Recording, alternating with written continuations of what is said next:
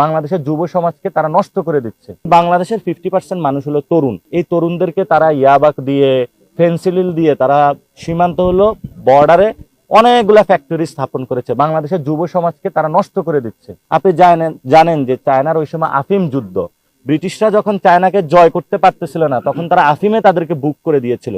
বাংলাদেশের মানুষের যখন শক্তিশালী হচ্ছে তরুণরা, ইন্ডিয়া এখন একটা প্রজেক্ট নিয়েছে, এদেরকে ফেন্সিডিল খাওয়ায়া, ইয়াবা খাওয়ায়া নষ্ট করে দিয়ে তারপরে যে কোনো সময় বাংলাদেশ হলো কবজা করে নিব। তারা এই প্রচেষ্টা চালিয়ে যাচ্ছে। তা আমরা যদি সীমান্তে সরকার সঠিক উদ্যোগ নেয় এবং যিনি ফরেন মিনিস্টার রয়েছেন, স্বরাষ্ট্রমন্ত্রী রয়েছেন, ওনারাও কোনো কার্যকরী কোনো অ্যাক্টিভ নিচ্ছে না। সীমান্তবর্তী মানুষকে ভারতীয় বাহিনী এসে অত্যাচার করে এবং এখানে ফেন্সিডিল থেকে, ইয়াবা থেকে মদ দিয়ে বাংলাদেশের যুব সমাজকে চেষ্টা করার চালাচ্ছে।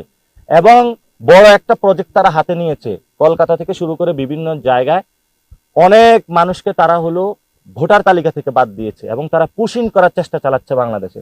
আমরা পুশিং বন্ধ চাই, বিজেপিকে শক্তিশালী চাই, সীমান্তে যে মানুষগুলা রয়েছে সেগুলোর উপরে অত্যাচার বন্ধ চাই এবং রাষ্ট্রীয় যে বাহিনীগুলো রয়েছে সেগুলো শক্তিশালী করে সীমান্ত এবং বাংলাদেশের নিরাপত্তা সার্বভৌমত্ব আমরা রক্ষা করতে চাই। এটা হলো আমরা সরকার এবং আমাদের দল যখন ক্ষমতায় যাবে আমরা যাব এবং যতগুলো সীমান্তে শহীদ হয়েছে সবার নেম প্লেট দিয়ে, শহীদি মর্যাদা দিয়ে আমরা তাদেরকে তালিকাভুক্ত করবো ইনশাআল্লাহ।